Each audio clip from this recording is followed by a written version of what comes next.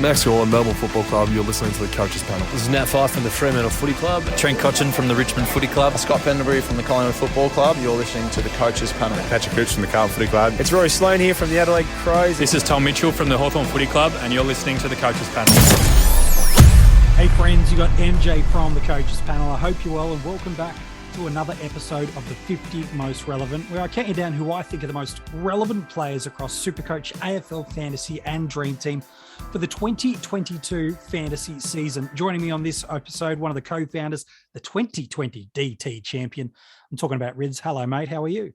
Yeah, not too bad, mate. How are you? I'm doing good. Now, this is a very popular pick from really the pre-season last year. And it was a tale of two halves of the year, and we'll dive into that in a moment. But Jordan De Goey is a fascinating player to put under the microscope in the 50 Most Relevant. Still just the 25 years of age, mid-forward, and he delivered some real bumper scores for us last year. His top score in AFL Fantasy and Dream Team last year was a 125 against the West Coast Eagles. That's actually his career highest score in that format of the game, while it was 138 in SuperCoach. That's not his best score, though, ever in that format.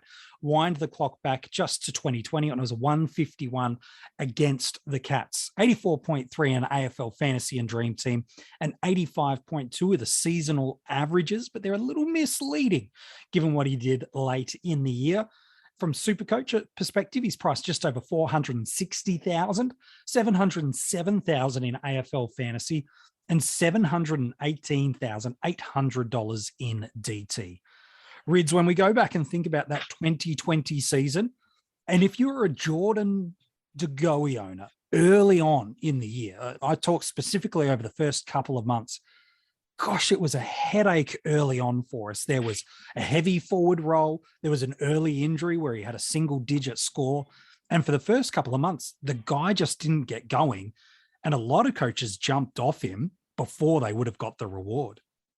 Yeah, it's a funny one, isn't it? And he's had a very eventful off-season this year. So last year, he had one of those pre-seasons where he was touted for the more midfield minutes. That's right.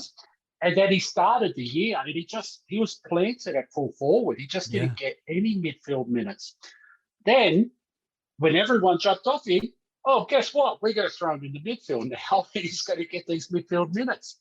So, yeah, this guy's the most intriguing guy in all of fantasy for this year. We have no idea what he's going to do. No. But we know at his best, with the right role, he is top 2 or 3 forward, no matter what, across all the formats. Totally agree with you. When you look at these splits of scoring across the formats, he averaged 84 in Dream Team and Fantasy last year, 8 tons, 3 over 120, plus an additional 4 scores 90 plus, while in SuperCoach, 85 seasonal average, 8 tons, 2 over 120, and another 4 over 80. But these numbers either kind of mask the poor first half of the year when he played almost exclusively forward, like you alluded to, and almost kind of diminishes to some point the success of once they moved De Goey into an exclusive midfield role. Let's look at that split. Over the first 9 games in Dream Team and Fantasy, an average of 57 and an average of 61.5 in SuperCoach. This is a guy you were paying up to be a premium. You're getting worse than sometimes a cash cow scores in that line. Now, that's slightly deflated with that single-digit score in round 5, but it's the reality of what he did. In those first 9 games, just the 1 ton and 0 games with 20 plus disposals. However, from round 11 onwards, in those final 11 games, he moves into the midfield. This is what goes down.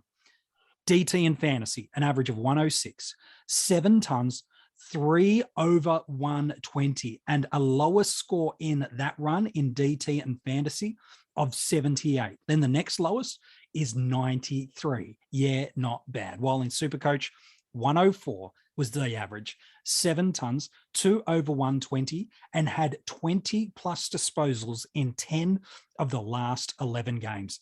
I suppose it does 2 things for us, Rids. One, it shows us exactly what you pointed out, just how good a forward option he could be for us if he holds that role. And then 2, from a strategy perspective, if it's a perfect reminder of don't blacklist someone and buy low when you see some good signs about a player. Yeah, this is really intriguing, his season. Like, often while we do it, like playing the season, we miss these bits and pieces as we go. And when we sit back and look back, we go, oh, it's just so obvious what's happened. Yeah. So after round 11, like the last 10 games, I started round 12 here. He didn't kick multiple goals, not in one game after that, but he kicked multiple goals, including a game of 6 goals against the Kangaroos in round 8. That's right. But I don't reckon Collingwood won a hell of a lot of games in that time. No. So there's a couple of little.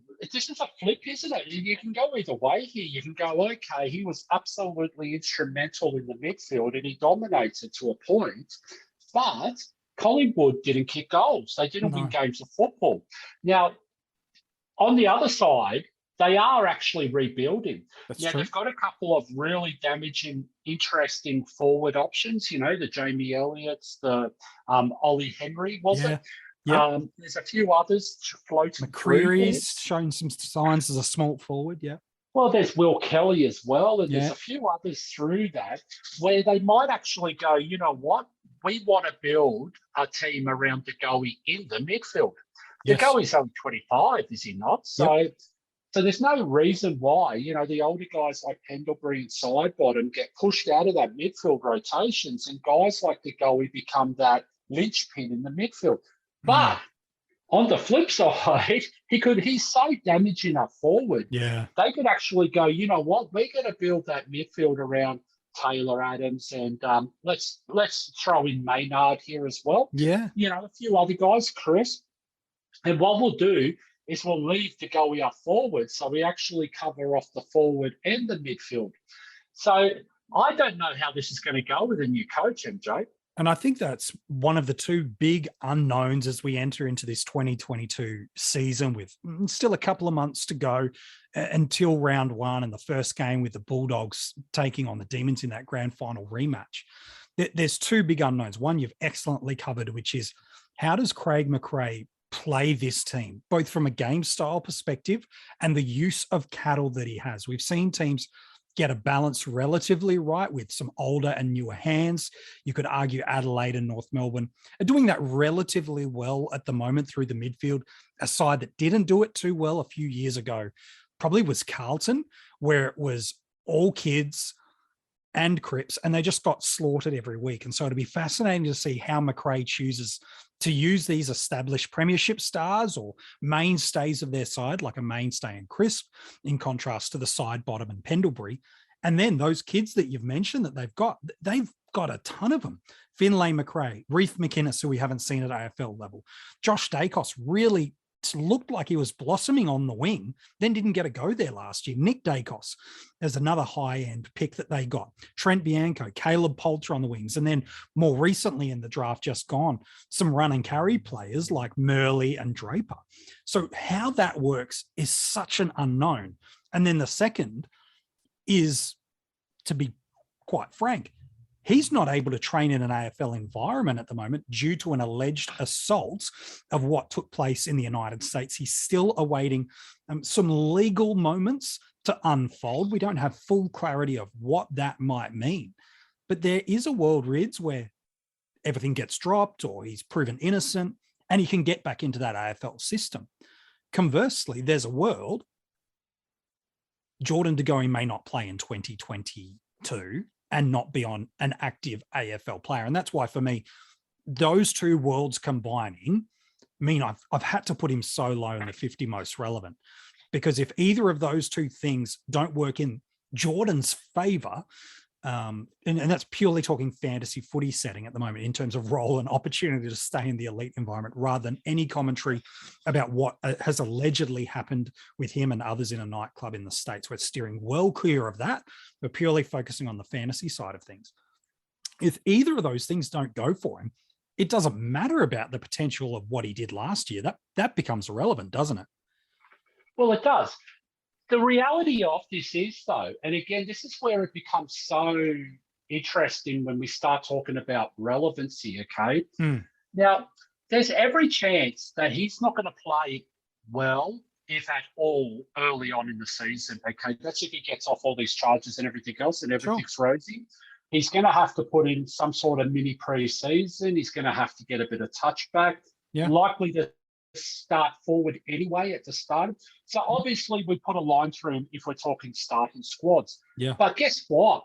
That means this guy who we believe with the right fitness, with the right role, is a top, 3, 4, 5 for his position, could absolutely become a bargain around his buy. Yeah. And So- it's huge what the upside could be. We've seen the potential that he's 100 to 105 performer across formats if playing through that midfield role. I had some thoughts early before I did the research of the only reason that De Goey was getting the tons was because of a really heavy mark count. But when I did the research last year, he only had 3 games where he had 10 plus marks. And he even had games where he was getting just the 4 marks, because I thought it was the heavy mark game was why he was getting that. But when you look into the research, like an example of it was if you go and look at round 13, 32 touches, just the 4 marks, 4 tackles and tons across the formats. A couple of weeks later, a 32 touch game, 9 marks, 2 tackles, and a 124 and a 114. There are single figure low mark tallies to suggest that it's not that high mark game is what he scored well on. He's such an intriguing bloke when you look at his year. The upside is, like you said, he could be a top handful of averaging and performing players in our forward lines. The complete opposite is we don't see him at all play football in 2022. There's so many outcomes here. So, I mean, the thing is, okay, with those high mark counts, and it's interesting who they came across. It was Richmond and Carlton really that jumped out of the screen in round 17 and 18. And neither of them really play accountable football. Geelong the same, where he got 11 through the midfield. Yeah, exactly right. So it's like they don't mind the chip.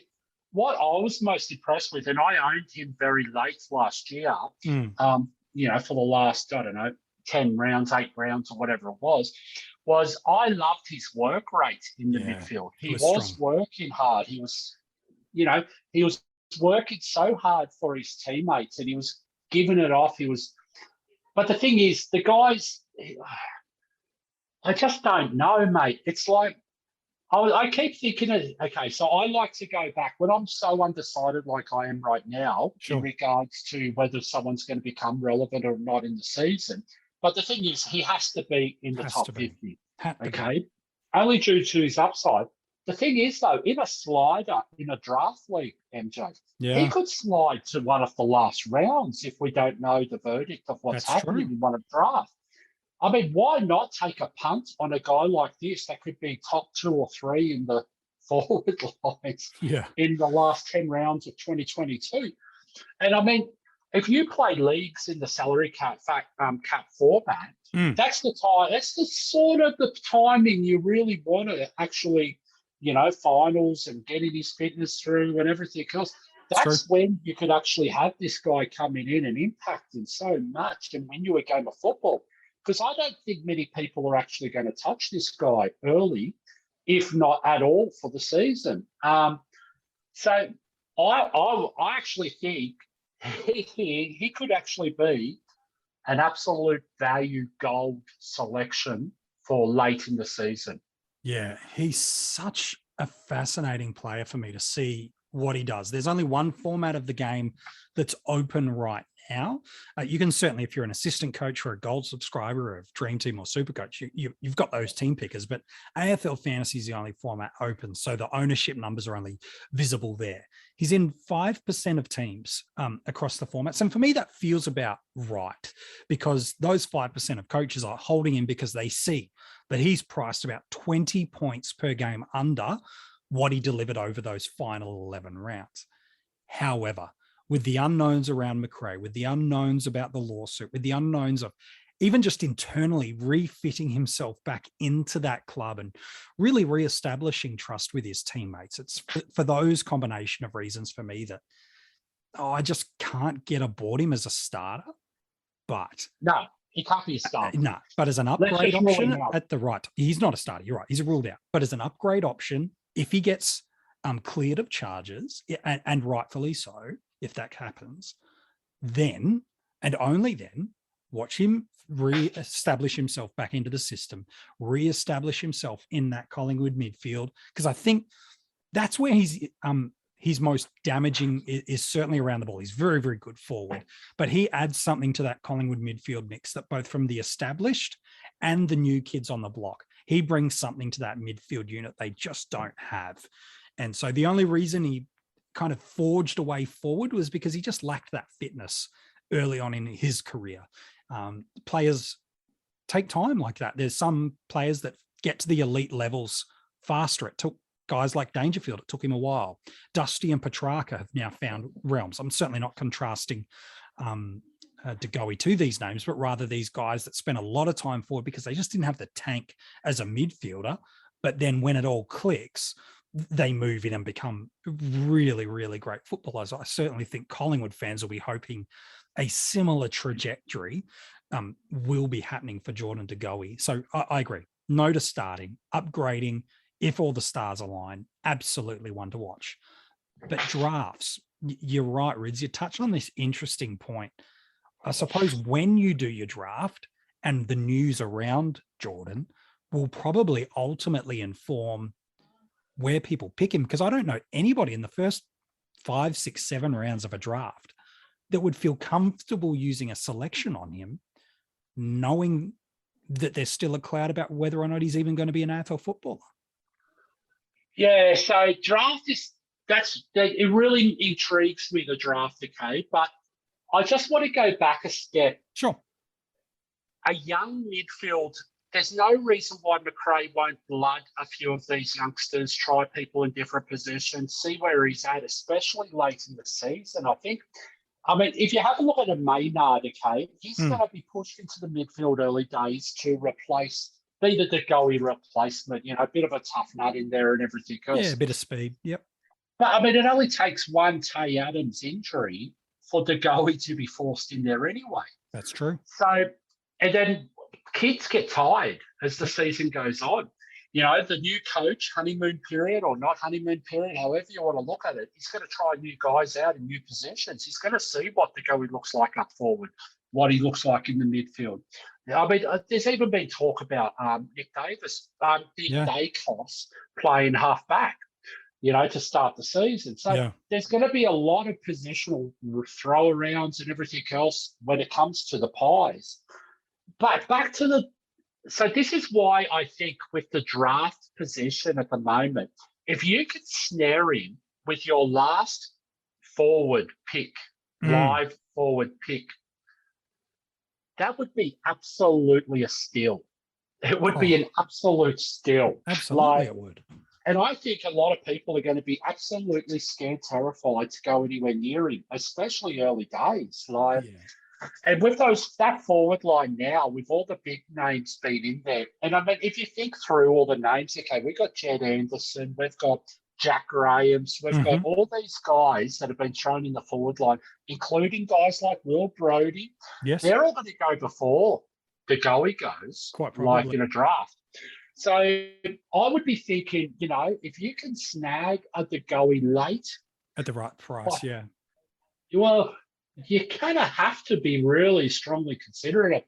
And at the end of the day, if you do it, hold him for the year. You just got to say, you know what, I'm going to suck eggs. Whatever happens, happens. Until he gets ruled out for the year, I'm just going to hold him. Yeah. And I think sit on the bench. Yeah, well, I mean, you can get kids, okay, coming in. Like you can get a 70 off the bench, off the waiver wire almost every week in the forwards. Yeah, pretty much. Like a Sam Sturt, who we haven't seen for ages, will come in and play. Yeah. We got kids like Holland and everyone else, There's going to be plenty of options in the forward line. Yeah. So I actually think, you know what, you just go one extra at the last bench spot for the forwards. Make sure they're on the field when you need them to be. You think about a Michael Walters as well. He's not even going to be picked pretty much after last year. That's true. Like, if you can snag a Michael Walters as your bench forward in a draft league, upside's huge, and have De Goey as your last on-field, that's huge, yeah? Yeah, because worst case scenario at this point in time in the draft, they're cannon fodder anyway. You're mostly disregarding them and trying to jump someone off the waiver wires after rounds 1, 2, 3, or 4. So in these later rounds of the draft, all you're looking for is upside. And whether it be Walters or De Goey, the sky could be the limit if the stars align. And so, yeah, at the right price, I'm with you in a draft. Unless he's been categorically ruled out due to what's happening in court, there's still a reasonable time frame to pick up De Goey and for you to hold and hope that he gives you a really nice return in 2022. Yep, 100%. Mate, appreciate your work today as we've talked about Jordan De Goey in the 50 most relevant. Too easy, mate. If you want to go and check out the article I've done on him or all of the other players so far in the 50 most relevant, the good news is you can absolutely jump on and go and do that now at coachespanel.tv. All of the links are absolutely right there for you. So you can jump on board, go and read them all. We're now done with the 40. So if you want to go and look through all of those players in the 50 most relevant that we've written about so far, go jump on at coachespanel.tv. While you're there, you can also check out our Patreon supporter group where for just a couple of bucks a month, you can get access to exclusive hidden groups, chances to win cash in some in-season prizes, some podcasts and articles, early access at the right level. If you jump on at the right tier level, some early access to these podcasts. And also, if you jump in at our premium tier level, there's a bunch of other exclusive rewards. Some people that have done that just recently are Jack Small, Kai Bolton, Glenn, and Daniel Cranage, who all have jumped on just in the past week or so at that top elite tier as premium Patreon supporters. If you want to do that, you can check all the links for that at coachespanel.tv. All right, 40 to 50 in the 50 most relevant is in the can. Now we hit the 30s. And tomorrow, a real interesting player has really emerged. He's a premium, without doubt. But there's been a significant move that has taken place in this person's side that now should have coaches asking the question, can he go from a top 10 in his line to now being top 2 or 3? There's a world where I can see it aligning. Who is it? I'll tell you about this person tomorrow in the 50 most relevant.